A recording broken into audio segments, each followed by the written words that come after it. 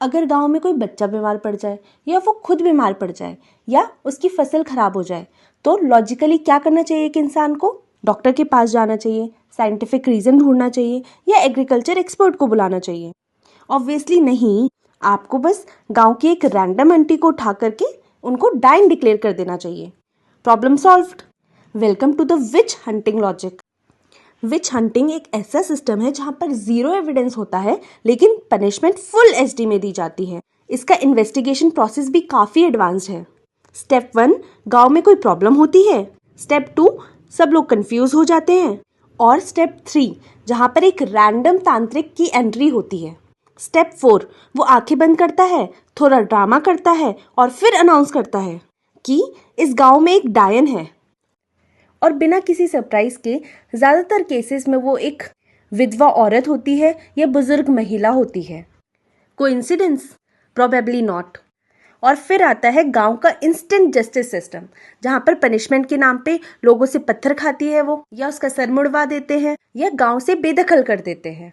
और अगर इससे भी डायन नहीं जाती तो सीधा मर्डर कर देते हैं। तो basically zero evidence plus full violence equals to witch hunting. 2026 अभी शुरू ही हुआ है, पर इनकी मेहनत और लगन तो देखो, इतनी सारी डायनों से इन्होंने हमें प्रोटेक्ट कर लिया है। ये है हमारे ट्रू सेवियर। जैसे झारखंड में एक फैमिली जिसमें 9 साल का बच्चा भी था, उनको गांव वालों ने बेरहमी से मार दिया। बिहार में एक गुस्साई भीड़ ने 5 लोगों को जिंदा जला दिया। असम में एक ट्राइबल कपल को जिंदा जला दिया क्योंकि वो काला जादू करते थे अपेरेंटली। और एक केस में तो एक आदमी ने अपनी माँ को ही मार दिया क्योंकि किसी तांत्रिक ने उन्हें कन्विंस कर लिया था कि वो एक डायन है। मतलब व्हाट्सएप यूनिवर्सिटी और तांत्रिक कंसल्टेंसी का डेडली कॉम्बिनेशन।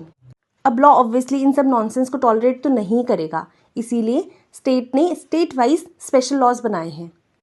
जैसे असम विच hunting act 2015, Rajasthan prevention of which hunting act 2015 and Jharkhand which craft prevention act.